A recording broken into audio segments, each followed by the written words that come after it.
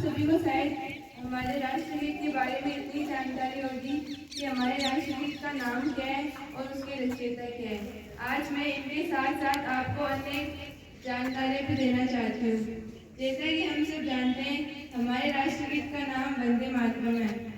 वंदे मातरम गीत बंकिम चंद्र चटर्जी द्वारा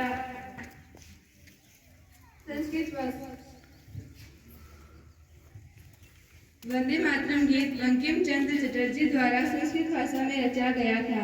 यह स्वतंत्रता की लड़ाई में लोगों के लिए प्रेरणा का स्रोत था। बंगाल के कांतलपाड़ा गांव में 7 नवंबर 1876 में वंदे मातरम गीत की रचना की गई थी। यह पहली बार 1870 के दशक में संस्कृत भाषा में रचा गया था। बाद में 1882 में इसे बंगाली उपन्यास आनंद में शामिल किया गया। वंदे मातरम गीत संस्कृत और बंगाली भाषा का मिश्रण है। इसे 1882 में प्रकाशित किया गया था। भारतीय राष्ट्रीय कांग्रेस ने कलकत्ता अधिवेशन में सन 1896 में पहली बार वंदे मातरम गीत को गाया था। 24 जनवरी 1950 को भारतीय संविधान ने वंदे मातरम गीत को राष्ट्रीय गीत के रूप में अपनाया था। 2003 के BBC सर्विस के एक सर्वेक्षण में वंदे मातरम गीत को दुनिया के दूसरे सबसे मशहूर गीत के रूप में चुना था।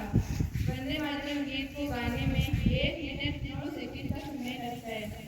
यह गीत उन लोगों के लिए प्रेरणा का स्रोत था जिन्होंने आज़ादी के लिए संघर्ष किया था। भारत की आज़ादी के आंदोलनों में बंकिम चंद्र चट्टोपाध्याय की अमर कृतियां नया उत्साह और प्रेरणा का स्रोत थी। हमारे राष्ट्रगीत वंदे मातरम के लिए संगीत यदुनाथ भट्टाचार्य ने तैयार किया था। हमारे राष्ट्रगीत में कुल 6 पद हैं, जिनमें से पहले के 2 पद संस्कृत भाषा में हैं और बाकी बंगाली भाषा में। अब मैं आपको वंदे मातरम गीत का हिंदी अर्थ बताती हूँ। वंदे मातरम का अर्थ होता है, हे माँ हम तुम्हें नमन करते हैं। सुजलाम सुफलाम, सुजलाम का अर्थ होता है सूजल से भरी हुई। सुफलाम का अर्थ होता है अच्छे फलों से भरी हुई। मलय अजय शीतलाम, यानी मलय पहाड़ी से आने वाली शीतल हवा। सस्य श्यामलाम, सस्य का अर्थ होता है फसल। श्यामला का अर्थ होता है गहरे रंग, यानी पकी हुई फसल। शुभ्र ज्योत्सना, शुभ्र यानी होता है चमकता हुआ, ज्योत्सना यानी चांद। पुलकित यामिनी, पुलकित यानी बहुत खुश, यामिनी यानी रात। फूल कुसुमित ध्रुमदल शोभिनी, फूल कुसुमित का अर्थ होता है खिले हुए फूल। ध्रुम यानी पेड़ पौधे और दल यानी समूह है, यानी ध्रुमदल यानी पेड़ पौधों का समूह है। शोभनिम यानी शोभा बढ़ाता है। सुहासनिम हमेशा हंसने वाली। सुमधुर भाषणिम, सुमधुर यानी बहुत मधुर। भाषणिम यानी भाषा वाली। सुखदाम वरदाम मातरम, सुखदाम यानी सुख देने वाली, वरदाम यानी वरदान देने वाली। अब मैं आपको इसके साथ पूरा बताती हूँ। हे माँ हम तुम्हें नमन करते हैं, तुम सूजल से भरी हुई हो, अच्छे फलों से भरी हुई हो।